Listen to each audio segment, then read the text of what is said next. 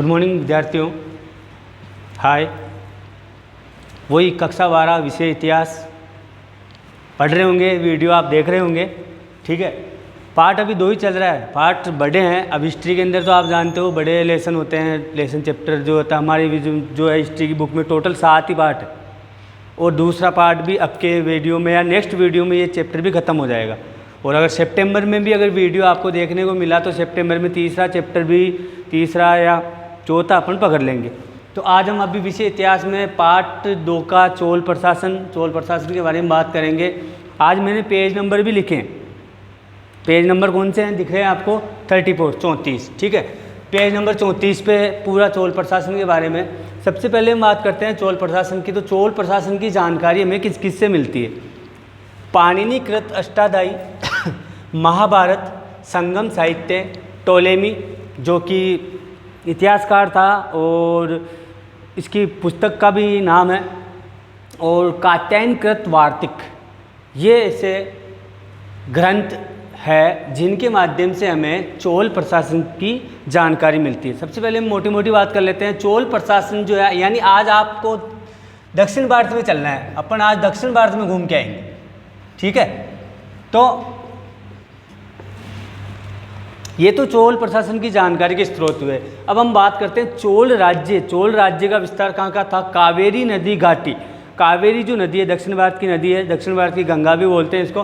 कावेरी नदी घाटी कोरोमंडल से लेकर तंजौर तक और त्रिचला वेलुपुरी तक जो है चोल राज्य प्रशासन फैला हुआ था। पहली राजधानी की अगर हम बात करते हैं तो चोल प्रशासन की पहली राजधानी वो थी उत्तरी मनलूर। कौन सी थी? उत्तरी मनलूर। शासकीय चिन्ह था इनका बाघ, यानी राजकीय चिन्ह होता है, प्रत्येक का राजकीय चिन्ह अलग अलग होता है, ठीक है। जैसे हमारे मेवाड़ राज प्रशासन का चिन्ह अलग है। मेवाड़ राज प्रशासन के एक तरफ जो है चील है और एक तरफ जो है भील और एक तरफ सैनिक है। तो अलग अलग राज परिवारों का अलग अलग राजकीय चिन्ह होता है। कहीं शेर होता है, कहीं चील होती है, कहीं बाघ होते हैं, कहीं हाथी होते हैं, ठीक है। तो ये थे शासकीय चिन्ह हुआ। उसके बाद में हम प्रथम शासक की बात करें, नाम थोड़ा सा बड़ा है, ठीक है। उर्वफर्रे इलन जेती चेन्नी, ये इसका नाम था, ठीक है। अब इतना बड़ा, अगर आपको सर इतना बड़ा नाम अगर हमें याद नहीं होगा तो इलन जेती चेन्नी अगर आप ये भी याद कर लेते हो तो भी चल जाएगा। चोल वंश का प्रथम शासक कौन था? इलन जेती चेन्नी, ठीक है। क्यों? अगर हमें मान लो बोर्ड में भी पूछा गया या आप आगे भी तैयारी करते हैं, जीके का प्रश्न आया तो जीके के प्रश्न में ऑप्शन में इतना बड़ा नाम नहीं आ पाएगा, क्योंकि इतने बड़े नाम में तो 4 ऑप्शन हो जाते हैं। उर्वप हो गया, हीर हो गया, हर्रे हो गया, इलन हो गया, जेती हो गया, चेन्नी हो गया, ठीक है। तो इलन जेती चेन्नी उसका नाम था, जो कि चोल वंश का प्रथम शासक था। समझ में आया? तो चोल प्रशासन की जानकारी के स्रोत है जिसके माध्यम से हम चोल प्रशासन की जानकारी ले सकते हैं। चोल जो राज्य कहाँ तक फैला हुआ वो लिख दिया है बोर्ड पे। पहली राजधानी उत्तरी मनलूर आपको याद रखनी है, और इनका शासकीय चिन्ह था बाघ, ठीक है। और प्रथम शासक था उर्वफर्रे। मुझे भी बोलने में समस्या आ रही है, ये नाम इतना अजीब व गरीब नाम है, थोड़ा अटपटा नाम है, और साउथ में है, दक्षिण भारत में जब हम हैं तो दक्षिण भारत में नाम तो अजीब होने ही है। हर्रे इलन जेती चेन्नी, ये इसका नाम था चोल प्रशासन का, ठीक है। तो अब चोल प्रशासन के बारे में थोड़ा सा हम व्याख्या से देख लेते हैं। जानकारी आपको मिली चोल प्रशासन की। प्रथम शासक आपको बता दिया। ये युद्ध में जो था, ये प्रथम शासक था, ज़्यादा कोई खास उसने कार्य नहीं किए, लेकिन ये प्रसिद्ध क्यों था? युद्ध में प्रयुक्त होने वाले सुंदर रथों के लिए प्रसिद्ध था।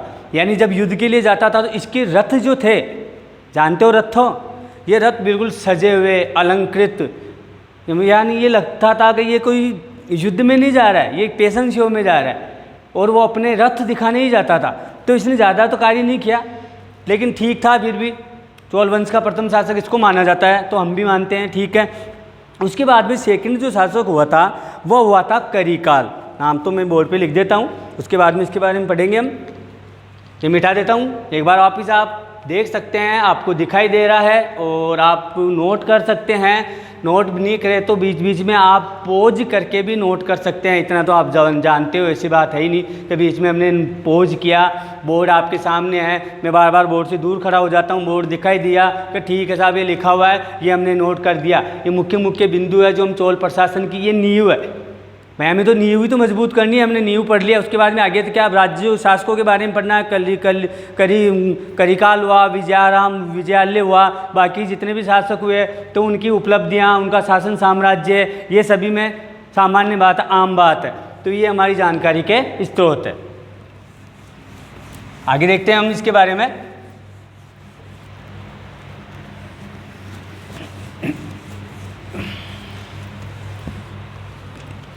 करिकाल हुआ था।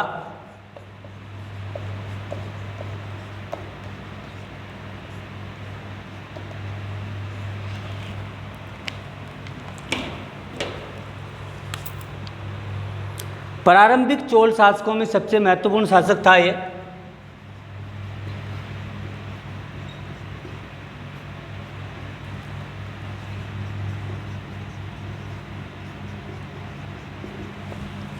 ठीक है, इसके बारे में बात कर लेते हैं थोड़ा। सर्वाधिक महत्वपूर्ण इस शासक था। इस साम्राज्य विस्तारवादी शासक ने अपने शासन के आरंभिक वर्षों में वर्णी नामक स्थान पर वेलरी तथा अन्य 11 शासकों को संयुक्त सेना को पराजित कर प्रसिद्धि दिलाई थी। वर्णी नामक स्थान पर वेलरी, एक स्थान का नाम है वेलरी, और 11 अन्य शासक,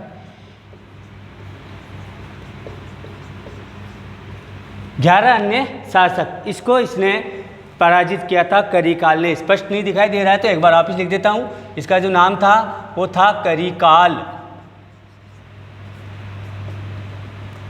ठीक है, दिखाई दे रहा है। तो इसकी दूसरी महत्वपूर्ण विशेषता, पहली विशेषता है ये नंबर 1। पहली विशेषता क्या की थी, वेणी नामक स्थान पर वेलरी को पराजित किया था, एक राज्य का नाम है। उसके बाद में 11 अन्य शासकों को इसने पराजित किया। ठीक है, और उसके बाद में वह प्रलंदई के 9 छोटे छोटे शासकों की संयुक्त सेना को पराजित किया। वह प्रलंदई, ये भी अजीब-ओ-गरीब नाम है भाई।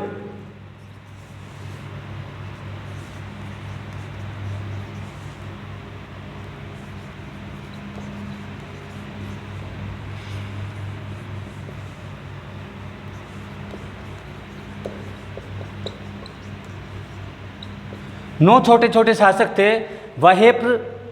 वह प्रंदलई, मुझे भी बोलने में थोड़ी समस्या आ रही है क्योंकि साउथ के नाम है। वह प्रंदलई के 9 शासकों को भी इसने एक साथ पराजित किया। छोटे छोटे शासक होंगे, सामंत, बड़ा राज्य नहीं होगा, बाकी 9 शासकों को एक साथ पराजित करना बड़ी बात होती है। ठीक है, संगम साहित्य के अनुसार करिकाल ने कावेरी नदी के मुहाने पर पुहार पत्तनम यानी कावेरी पट्टनम की स्थापना की थी इसने। ये इसकी महत्वपूर्ण विशेषता मान सकते हैं अपन। ठीक है, उसने कावेरी पट्टनम की स्थापना की थी, जो भी बंदरगाह है कावेरी पट्टनम।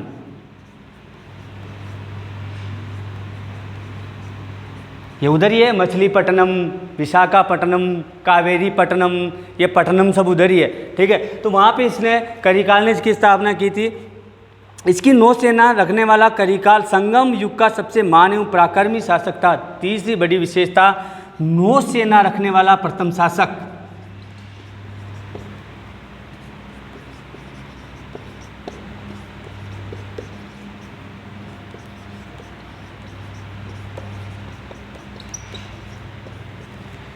ये इसकी एक उपलब्धि जो भी हम अच्छी मान सकते हैं। नौसेना रखने वाला प्रथम शासक था करिकाल। ठीक है, संगम युग का सबसे महान एवं पराक्रमी शासक था। चोल प्रशासन को, चोल शासक में अलग अलग चले थे। इसमें अभी जो हम जो युग पढ़ रहे हैं, जो वंश पढ़ रहे हैं, वो है संगम वंश।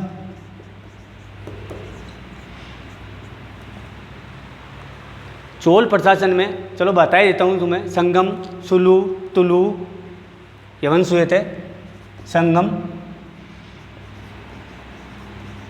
सुलू, तुलु और एक वंश और है। 4 वंश हुए थे चोल प्रशासन में। संगम वंश, एक अराविदु। 4 वंशों के नाम है। उल्टे सीधे हो सकते हैं, कंफ्यूज मत होना। और अपन जब ऑफलाइन पढ़ेंगे तब बिल्कुल इसको सीधा कर दूंगा मैं। ठीक है, ये 4 जो वंश है चोल प्रशासन में, संगम, सुलू, तुलु एवं अराविदु। ठीक है। तो ये संगम वंश के बारे में पढ़ रहे हैं। संगम वंश का सबसे महत्वपूर्ण शासक जिसका नाम था करिकाल, यहाँ पे लिखा हुआ है, नौसेना रखने वाला प्रथम शासक था, ठीक है। इसके पट्टिन पाले कृति के उल्लेख के आधार पर करिकाल ने उदयपुर को अपनी राजधानी बनाया। इसकी मृत्यु युद्ध क्षेत्र में इसकी मृत्यु हो गई थी।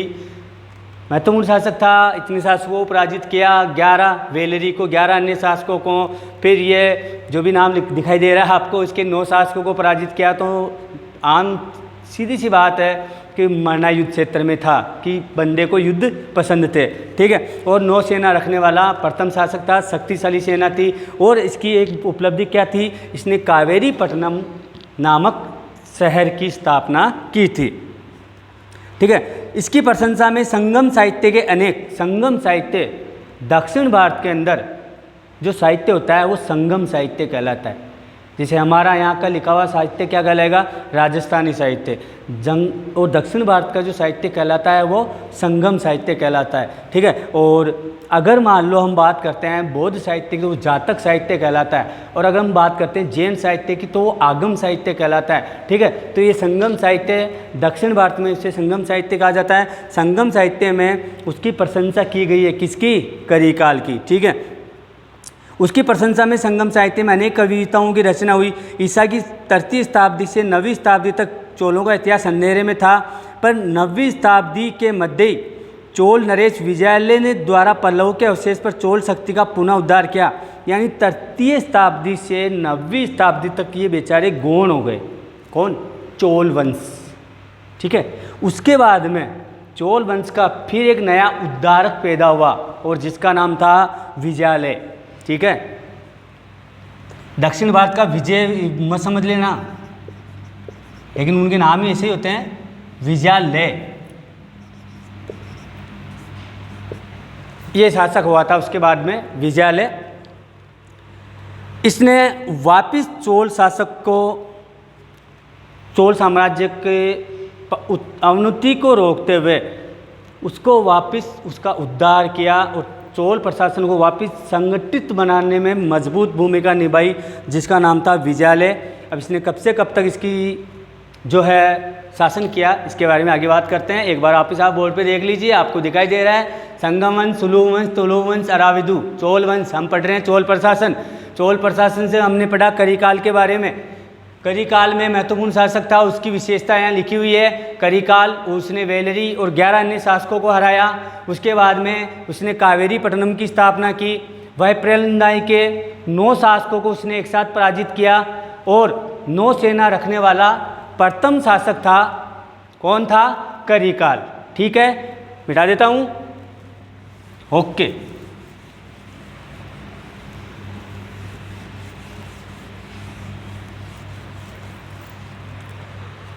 अब हम विजयालय के बारे में जानकारी ले लेते हैं थोड़ी। विजयालय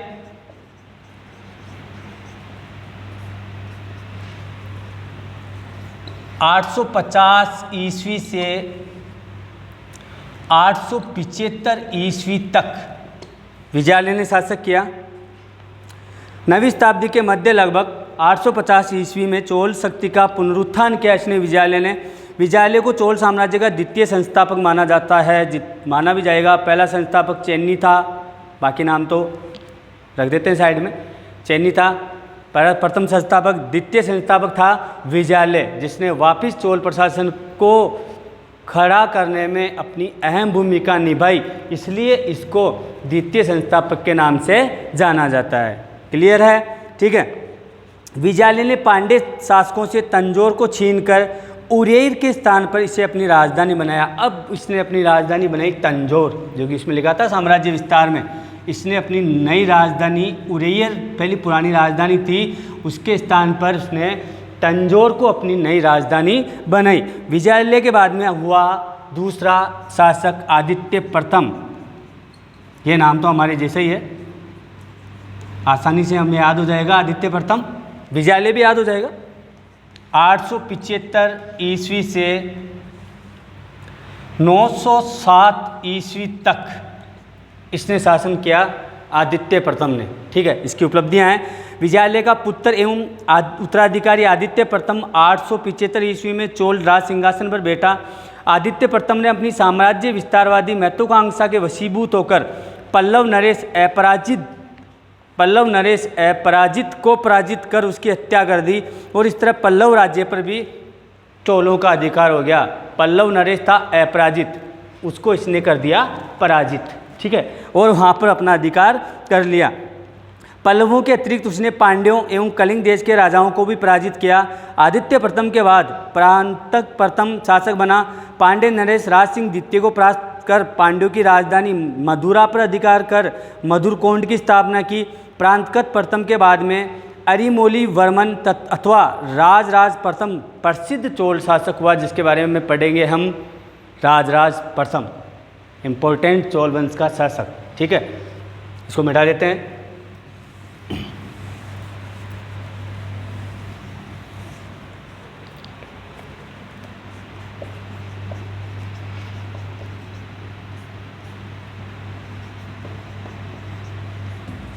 राजराज प्रथम शासन 985 ईस्वी से 1014 ईस्वी तक इसने शासन किया। राजराज प्रथम ने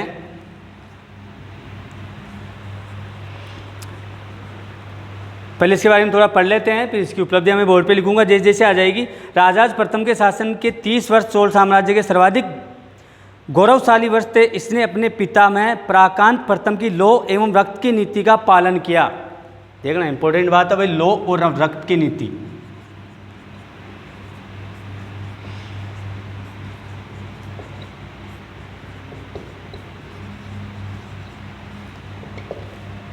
लौह एवं रक्त की नीति की बात है तो थोड़ा सा हम इसके बारे में बात कर लेते हैं। लौह एवं रक्त की नीति पे चलने वाला जो शासक था, सबसे पहला शासक था राजराज प्रथम, उसके बाद में दूसरा हुआ बलबन, पढ़ा होगा आपने 10th में, और तीसरा शासक हुआ था नेपोलियन।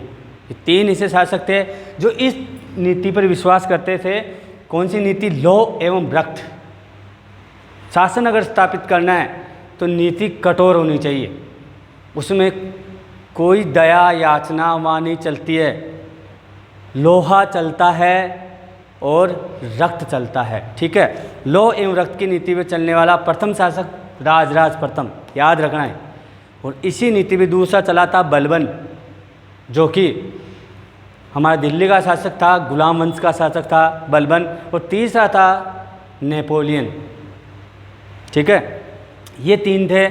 तो राजराज प्रथम, इसने इस नीति का पालन करते हुए राजराज की उपाधि ग्रहण की। राजराज प्रथम ने शासन के 90वें वर्ष में सामरिक अभियान प्रारंभ किया। चोल सत्ता के पुनरुद्धारक राजराज प्रथम ने बड़े पैमाने पर सैनिक अभियान कर दक्षिण के पांड्यों में चेर, ये लिख लो अब, दक्षिण के पांड्यों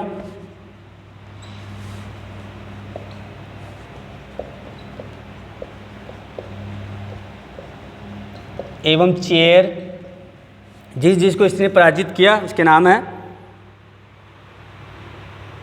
पश्चिमी गंगों,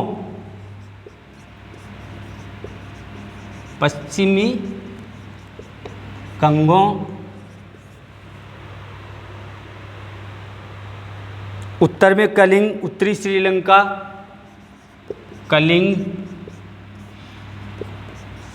श्रीलंका, मालद्वीप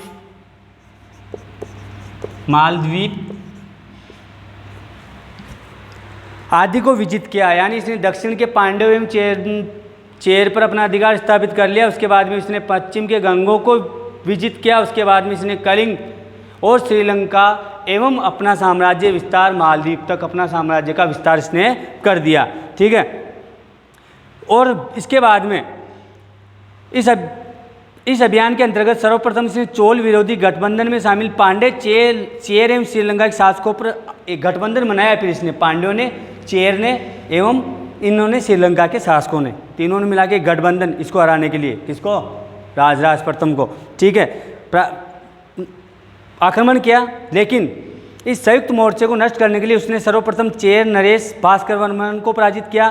चेरों के बाद राजराज ने पांड्य शासक अमरभुजंग को पराजित किया, उसकी राजधानी को अपने कब्जे में ले लिया। उसके बाद पांड्य राज्य पर अधिकार होने के बाद में राजराज प्रथम ने श्रीलंका के शासक महेंद्र पंचम पर आक्रमण कर उसकी राजधानी अनुराधापुरम को बुरी तरह से नष्ट कर दिया। इस अभियान में राजराज ने अपने द्वारा जीते गए प्रदेश का नाम मामुंडी चोलमंडलम, पूरे प्रदेशों को नाम इसने रखा बंदे ने मामुंडी चोलपुरम, मामुंडी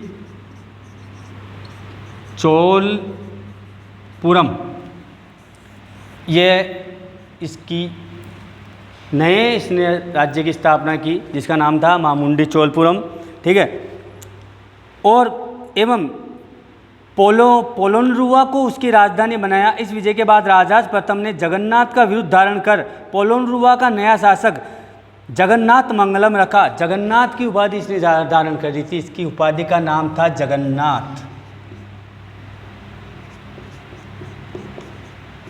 इसकी उपाधि है, ठीक है। और इसकी उपाधि को नया नाम इसने अपना नाम दिया जगन्नाथ, और उसने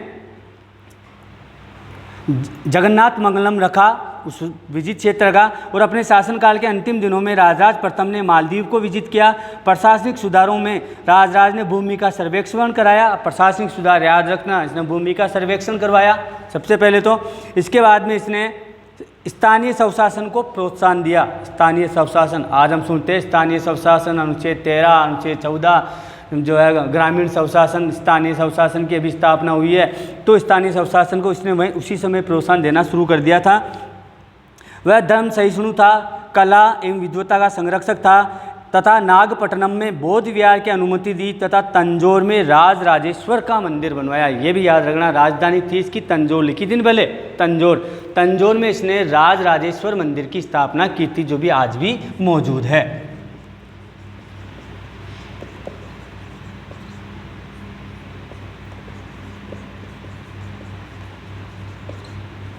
राज राजेश्वर मंदिर की स्थापना कर दी थी राजराज प्रथम ने। चोल वंश का महान पराक्रमी शासक, जैसा कि अभी इसने दक्षिण के पांड्यों को हराया, चेर को हराया, पश्चिम के गंगों को पराजित कर दिया, कलिंग, श्रीलंका, मालदीव तक उसने अपना साम्राज्य यानी पूरा साउथ उसने अपने कब्जे में कर लिया था, ठीक है। और कब्जे में करके उसको नया नाम दे दिया जगन्नाथपुरम, और उपाधि धारण कर ली जगन्नाथ की। और तंजौर जो इसकी राजधानी थी, वहाँ पर उसने मंदिर बनवाया जिसका नाम था राज राजेश्वर का मंदिर, जो आज भी प्रसिद्ध है। एक बार वापस आप बोर्ड पे देख लीजिए। राजराज प्रथम 985 ईस्वी से 1014 ईस्वी तक इसने शासक किया। मामुंडी चोलपुरम की स्थापना की, राज राजेश्वर का मंदिर बनवाया, लौ एवं रथ की नीति का अनुसरण किया, दक्षिण को पांड्यों एवं चेरों को परास्त किया, पश्चिम के गंगों को परास्त किया, कलिंग एवं श्रीलंका को परास्त किया और मालदीव पे विजय प्राप्त की। ठीक है, समझ में आया होगा। नेक्स्ट वीडियो में हम वापस मिलेंगे। चोल प्रशासन अभी बाकी है, इसका एक और महान पराक्रमी शासक राजेंद्र प्रथम के बारे में हम बात करेंगे, उसकी उपलब्धियों के बारे में और भी उसके बारे में जो भी जानकारी आपको मिलेगी मैं दूंगा। लेकिन आप वीडियो ज़रूर देखें, पढ़ें, समझें, पोज करके देखें, पोज करके उसे नोट करें। समझ में नहीं आ रहा तो व्हाट्सएप पे अपने ग्रुप में चैट करके आप अपनी समस्या रखिए, आपकी समस्या का समाधान होगा। धन्यवाद।